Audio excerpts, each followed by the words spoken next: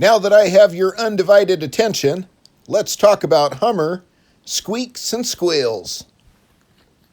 Does your Hummer H3 squeak and squeal as you drive through the trail? Listen up, because if these noises sound familiar to your Hummer H3, I'll tell you what you need to replace to get rid of that horrible noise.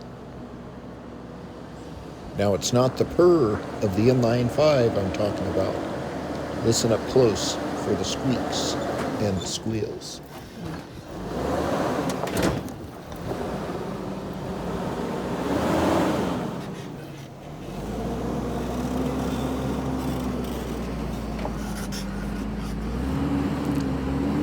Kind of sounds like an old mattress from a cheap hotel. What do you think? So if you hear these similar noises when you're driving your Hummer, it is most definitely your Leaf Spring Bushings. Once again, it's your Leaf Spring Bushings. And how do I know? Because I did a video on it. If you're new to my channel, please smash the like button.